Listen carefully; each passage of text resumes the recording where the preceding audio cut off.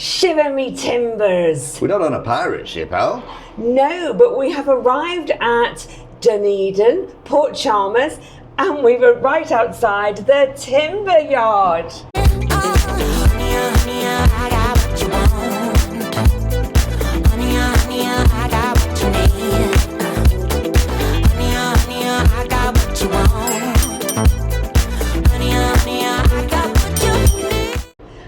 We are Rob and Ali, sharing with you our passion of all things cruise and travel.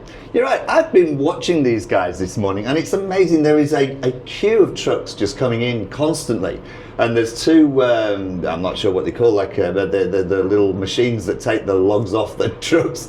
And they're just picking them up constantly, just picking them up and putting them in piles and making big piles of these. Timber is one of the biggest exports of New Zealand, so we shouldn't be surprised. No. However, just beyond the timber, actually it's probably one of the most attractive ports we've come to. It's a working port. Looking at this, as Robert said, it's quite fascinating watching them move the timber. But the views just round the corner here that we can get from our balcony are spectacular. They are. So we've got a full day in Dunedin. We're going into Dunedin. Now, in order to get into Dunedin, there is a bus service, a shuttle bus service. It takes about 30 minutes to get in there. On the Celebrity, there is a $10 charge for the journey, for a return journey. It's probably different on different cruise lines. In fact, it will be different on different cruise lines. But that's $10. We bought those tickets last night from the guest services. So yeah, we're just going to grab a quick bite to eat and then hop on the shuttle bus into Dunedin. Straight out of the terminal and onto the dockside with Celebrity Edge, our ship, and home for this 12-night cruise. We are off the ship now and we've come into the terminal building, which is basically like a big shed, but we got stopped by security. What they do is they scan your bags, the New Zealand ports, scan your bags when you get off the ship, and it took us a little bit by surprise actually, we didn't expect it. So it looked like a coffee van or a food cart, to be honest with you, but no, mobile scanner anyway, we're all good. Welcome to Port Chalmers Terminal. Actually, it's just like one big giant warehouse. So there is a visitor information centre over there with maps and some volunteers to help you navigate your day. There is also some very, very clean amenities there, the men's and ladies' toilets. There is a place to order taxis and Ubers, and that's pretty much it in here. And when you exit, you are straight into kind of a little village of Port Chalmers, and the coaches are just outside here, not a great distance to walk, and then the shuttle bus will take you straight into the town. And that's pretty much it when you get off the ship here. A map? Going to got a map. Excellent. Which, although I've got it on the phone, it's always handy to have a piece of paper because you can get a little bit more to scale, can't you, on a bigger map. The shuttle bus has dropped us off at the Octagon, which is in the heart of Dunedin. Luckily, how lucky are we? Not only have we got the weather, it's absolutely beautiful. It's a little bit cold, but it's beautiful. Sun is shining, not a cloud in the sky. So we've arrived here, and behind us is the Pork Pie Run. It is a charity run as a nod to a very famous film called Goodbye Pork Pie, a famous New Zealand film. Yeah, we must watch that. Not seen it, but it's we must watch it. It sounds interesting. So one of the organisers, we've just been speaking to Karen. Hi Karen, for telling us all the information about this. So 50 minis are chosen, and they do the run from the north to the south of New Zealand. I think it's 2,500 kilometres or something they cover, with stops along the way, and they kind of follow the story of the movie, and along the way they collect and raise funds. But when you see these minis, we've got all the minis parked here, they are tiny by today's standards and beautifully maintained. Let's just give you a little view of those now. There are minis here ranging from really old original minis to the newer ones, which are a lot larger than the original ones, and I'm not really sure the should be called minis, to be honest with you, but there they are. There are 50. I don't think they're going to get them all in here. Karen, who we were speaking to, was saying that there's one of them that's like it's a truck. That's certainly not going to get in, but I think it's getting pretty full here right now. The Octagon, which is where we are now, is a big square, and all around are eateries and there's pubs and cafes. This seems to be a great place to come if you want to get some lunch or some dinner if you're here for a longer period of time. From the Octagon, we're going to head down Stewart Street to the railway station, but first stop is the Perk Cafe. Got to get some coffee to keep us going. So at the Octagon, which I said is the square, the town square, and Robert corrected me and said, no, actually, it's the Octagon. So anyway, so from the Octagon, which is the town square, there are plenty of bars and restaurants and little cafes.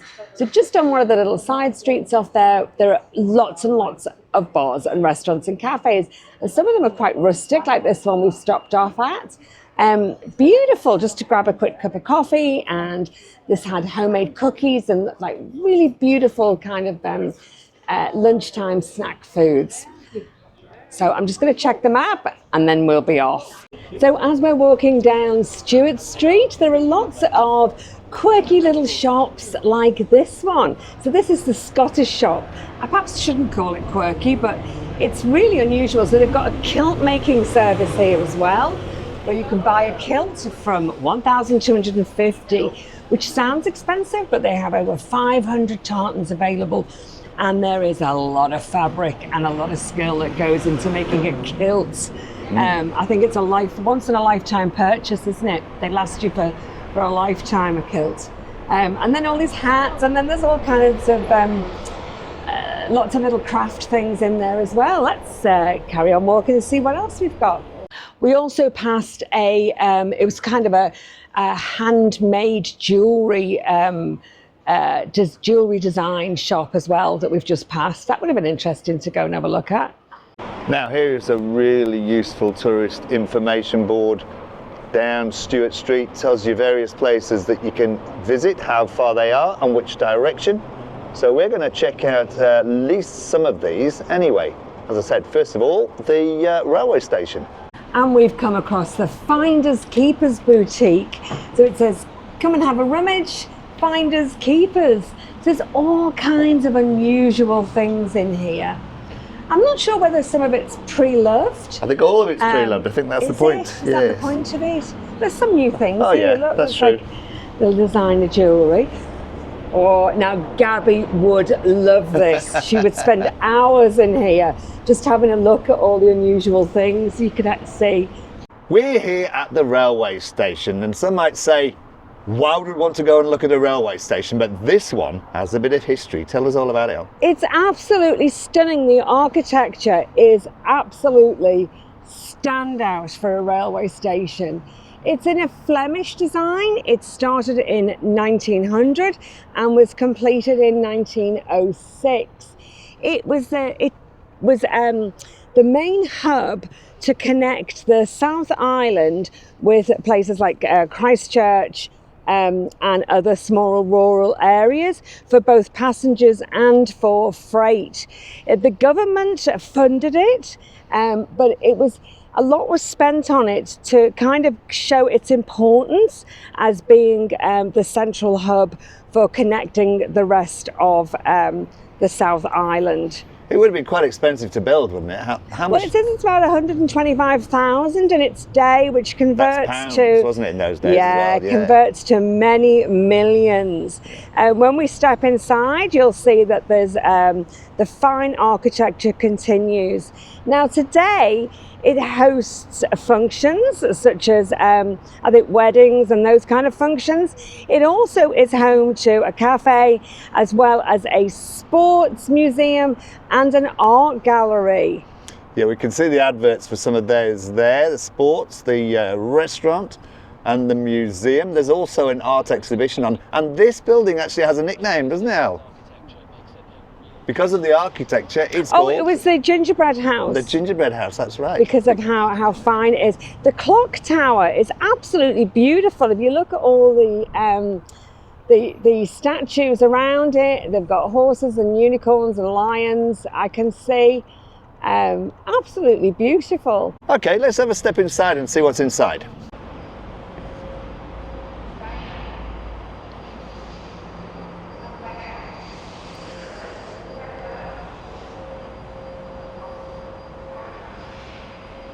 Inside the railway station, we're just going to have a look at the tiles. The tiles are magnificent. So the floor tiles, the wall tiles, and the facade tiles around the top were all designed by the architect, and they are from Royal Dalton and were shipped over from England. Aren't they stunning? And there's wrought iron across the top and some stained glass windows as well.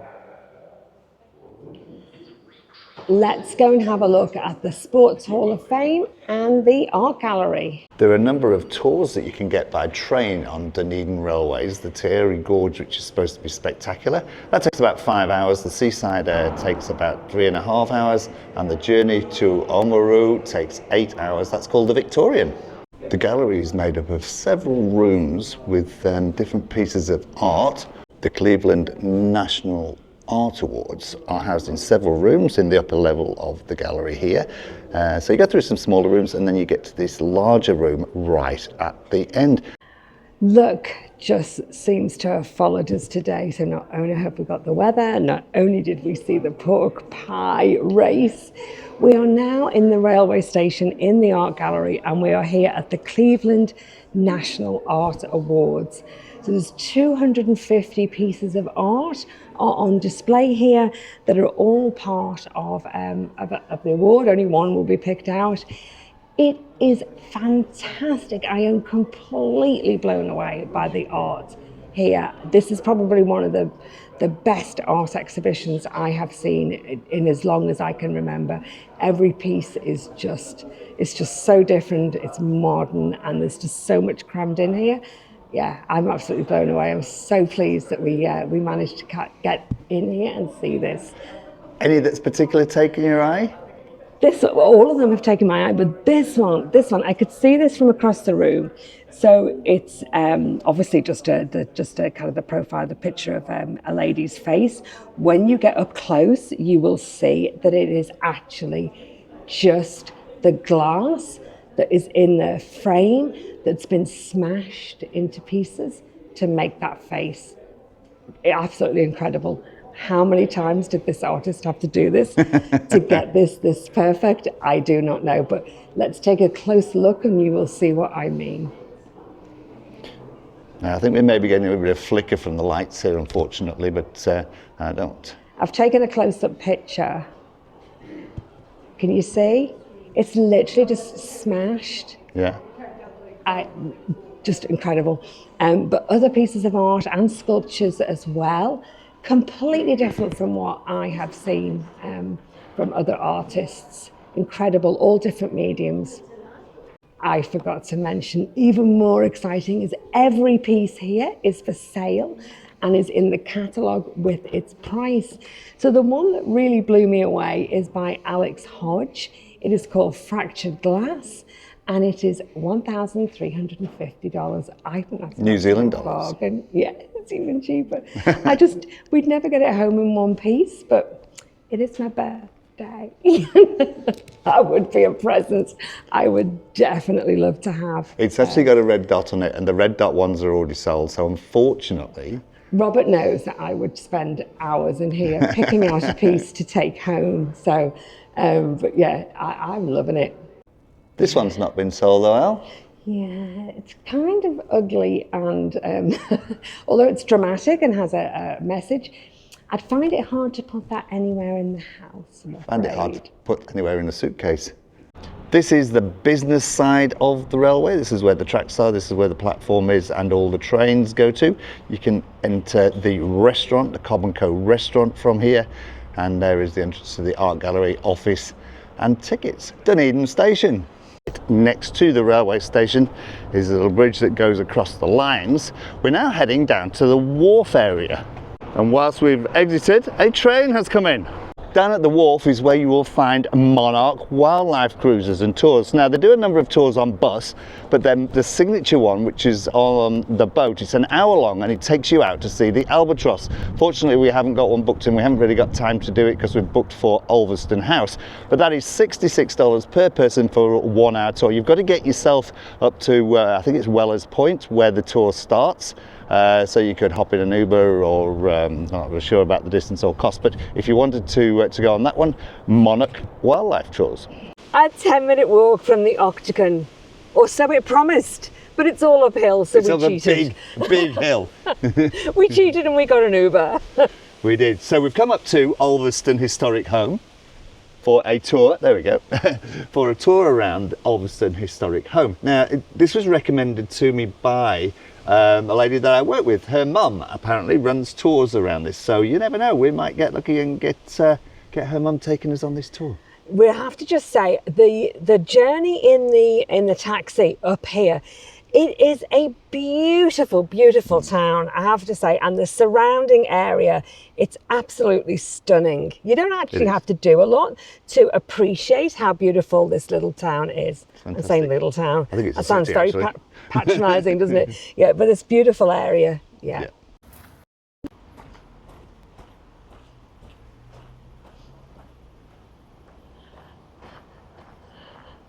The tour of Olveston House was really good. It was really good. Enjoyed it a lot. We weren't able to take any video footage while we were in there, but we did get lots and lots of photographs. So we'll tell you a little bit about that now. Walking through Olveston House, we can feel the presence of the family who once called this place a home. Built in the early 1900s for David Thierman, a successful businessman and philanthropist, and his family, this great Edwardian residence remains a perfectly preserved time capsule of their lives. Each room reflects their refined tastes and global interests. Artworks from Europe, Japanese antiques and rare books fill the spaces, creating an atmosphere of elegance and intellect. The drawing room, with its luxurious seating and detailed woodwork, once hosted lively gatherings, whilst the dining room set the scene for formal dinners where conversations spanned business, culture and travel. Upstairs, the bedrooms still hold their original furnishings, offering a glimpse into the everyday lives of the Thierman family. Even the servants' quarters provided insights into how this household functioned, with precision and grace. After David Thierman's passing, his only daughter Dorothy continued to live in the home until her death in 1966. It was her wish that Olveston be preserved for future generations, and today, thanks to her generosity, visitors can step into this beautifully maintained house and experience a piece of Dunedin's history. Olveston isn't just a museum, it's a story frozen in time, an intimate look into a family's world and a must-see destination for lovers of history and architecture. If you're in Dunedin, definitely come and check out Olveston House. It is well worth the visit. Now, a lot historical houses, sometimes it can be a little bit hit and miss. That was so enjoyable, and made it enjoyable really, I guess, by the narrator, the person taking us around, as well Alex, as Alex. Yeah, Alex, as well as the fascinating artifacts and furniture they had in there. Really enjoyable. Just walking around the city here, and the little taxi ride that we took up there, it is stunning. The views around and the hills, the rolling hillside, absolutely beautiful. I want to get back on the ship now because the view of the harbour is beautiful, and I'm thinking that Sail Away is going to be stunning as well as we come out. I think I keep. Come out of the port. I thought I kept feeling spots of rain, but it's like it's not. It's a clear sky. Yeah, absolutely clear. We're hoping to get a sunset. Let's see. Yeah, so the buses are here waiting. I don't think they said it's half an hour between the ship and here at the Octagon. I'm not convinced it's half an hour. I think it's a little bit less than that. But we haven't got enough time now before the last one to go back to do anything else. So we're going to hop on back to the ship.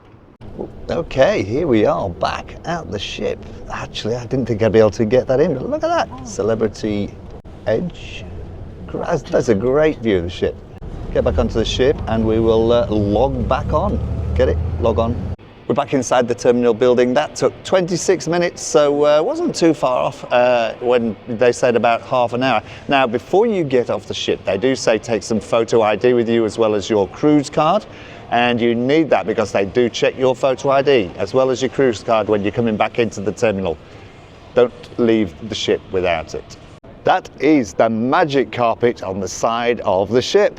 Goes up and down. It's up at the moment, and it will stay up until we get a tender stop, and then it will come all the way down, and it will be part of our disembarkation process. All back on board now. We hadn't eaten all day. Suddenly realised we hadn't eaten all day, so we grabbed a couple of the little rolls from the cafe, had those to tide us over till dinner time. Al has gone for a little lie down, a little rest before dinner now, and just grabbing a quick gin and tonic before I go up and get ready myself. And I'm going to check out the spa. I'm going to check out the thermal suite at the spa, because we've got another sea day. We've got Christchurch tomorrow, then we've got a sea day. It's also Al's birthday, so we might get a thermal suite pass from the spa and have a day or a few hours in the spa. We decided to eat in the Cyprus restaurant tonight. I love that Mediterranean style. I do actually. It's one of my favourite. In fact, I would say out of the four, that's my favourite restaurant. It is. It's got a nice feel to it. The staff are lovely in all of them, but in that one, they're really nice. It's got a nice atmosphere. We didn't film tonight our meal, just simply because there were people quite close to us on either side, and we're always conscious about people kind of disturbing their meal when we film. Absolutely. But it was delicious. What did you have? In fact, we had the same starter. We did, yes. We both had the smoked salmon to start with. Mm-hmm. That was lovely. I got a really big portion. She got way bigger portion than me. Robert got a big portion, but I got a really big portion. It was delicious. Now, when we were on the way in there, we were queued, because there's a very short queue to get in there. But a couple coming out recommended the lamb shanks. So, hey, who am I to not go with the recommendation from somebody who's just eaten there that moment? So I had the lamb shanks, and they were gorgeous. But the waiter did tell you they had been slow cooked for over 4 hours. Yeah, they didn't come with vegetables, just came with a couple of potatoes. But to be honest with you, I did not need vegetables with that meal. It was beautiful. That's what you were hunting for them underneath, and then you went, "Hey, it's all protein, and I'm loving it." There was a little bit of there was a little bit of the feta on there. That's just to make it Mediterranean. Yeah, just throw it. And I had the salmon again. It was delicious. This time I had it with just olive oil and lemon juice, but it was beautiful. Actually, that's the thing. If there's something you want from the menu, you can mix and match, and they're more than happy to mix up and say, do this meat or fish or whatever with these vegetables and these potatoes. Just ask. Ask. They don't even turn a hair. They just nothing gets too much trouble. Yeah. But the people that were next to us, they then said about the show. They'd been to this show, Chris Powell. They'd been there at the 7:00 show. This was now getting on for, I think it was about 9:10, and he said, "This is a great performer, one of the best shows we've seen." So we went, right, okay, thanks. So and we hot-footed it down to the theatre. We did. And the thing is, if you don't have time for a dessert in the restaurant, the little, what's it called? The cafe. The little cafe here on level 4 has better dessert. I'm going to stick my neck out and say they have better desserts than any other restaurants. Good selection. And they're all there. You can have as many as you want. They plate them up for you, or you can have them in a little takeaway bag and go and sneak them in some little corner with a cup of coffee or your glass of champagne if you want. So we don't feel like we're missing out. But we would have felt like we were missing out on this show, wouldn't we? Yeah, so we came down to the show. This is what we saw.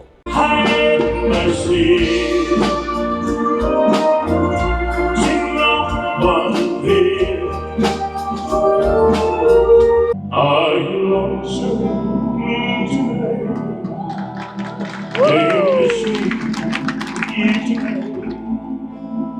I saw you. We drifted apart. It's all because they come to break down the door.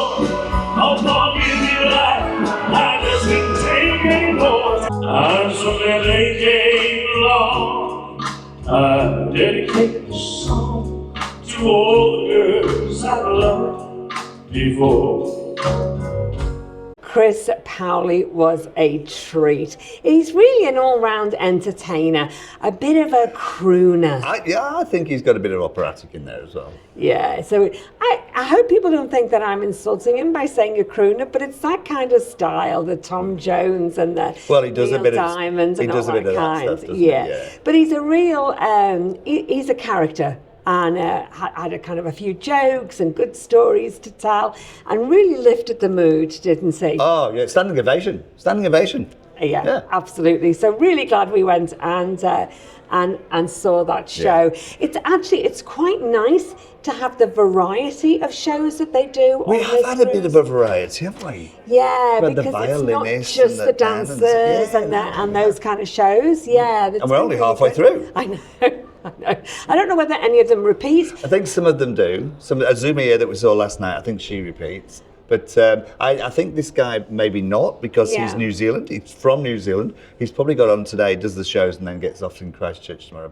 Anyway, what have we got to look forward to tonight, Al? Well, there is, as usual, there is dancing, there is live music, there's Queen sing-along and dancing in the club. When's that? Oh, I'm not sure. I'm going to have to check. All right, let's go and check it out. I think it's on any minute. Well, we better go and check it out. So we missed Queen sing-along. However, Celebrity Rocks is this way. Let's go. Sounds pretty good.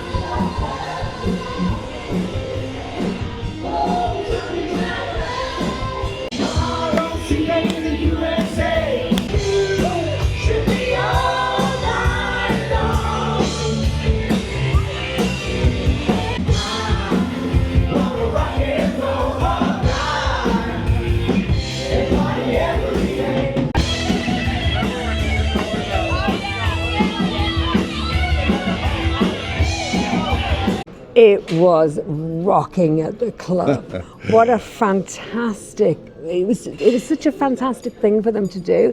So they had the performers came out all dressed up in kind of rock gear, didn't they? Yeah. And then they got like a bunch of all the staff came out all dressed up, and they danced on the floor and was kind of doing all this to get everybody up to dance. It did not take long till everybody came up on that dance floor.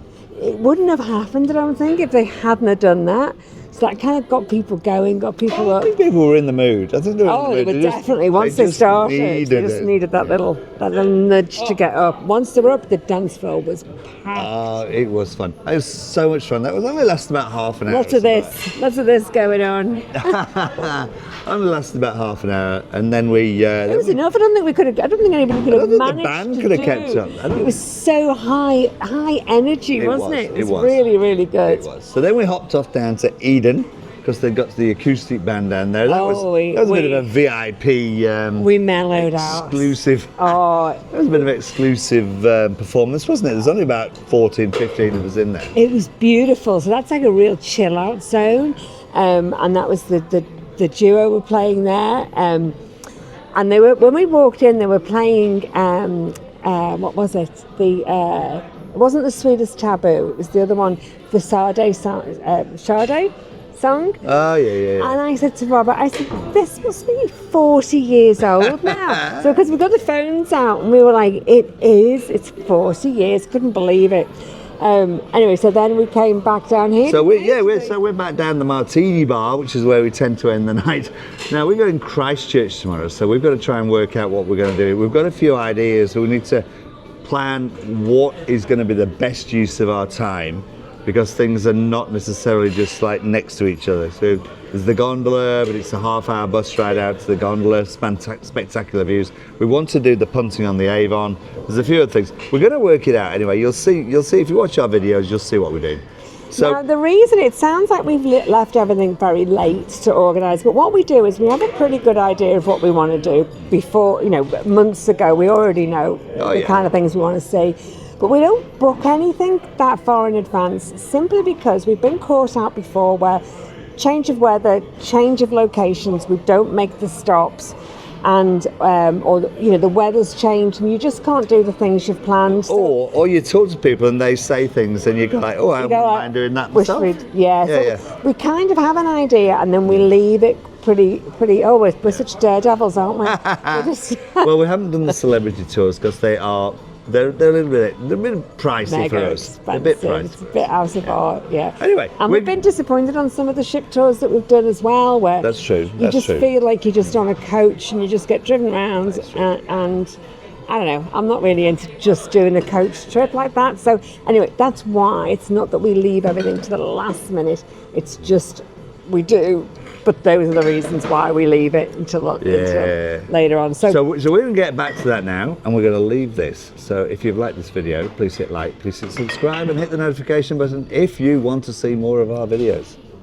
We will see you tomorrow from Christchurch. Thanks for watching. Bye-bye now. Night for now. Take care, everyone. Okay, now I know we said good night, but they do snacks here till 1 o'clock in the morning. They do. So the pizza. What time does the pizza finish? Is that 1? 1 o'clock. It's 1 o'clock. So we resisted the pizza, but we could have had pasta with any number of sauces. Bolognese and meatballs. I know. Anyway, so we just had a little bit of a snack. So I got some. I'm just going to show you some of these lovely, delicious kind of crispy breads here, and an olive oil and balsamic vinegar dip, and some olives. I had pretty much similar, but I got a bit of cheese. I fancied a bit of cheese. There we go. A bit of cheese, some olives, and some meats. So And some nice hams. So we're going to have these little snacks and then go to bed. Good night. We have to whisper because we feel so naughty. Good night. Night. Shiver me timbers. We're not on a pirate ship. Oh, it's not timber we've woken. No, it's not pirates we've woken up to. It's to the timber or the lumber place. Octagon, which is where we are now, is a big square. It's actually an octagon, but no, it's not. A 10-minute walk from the what's the square called? The octagon. Oh, I keep forgetting.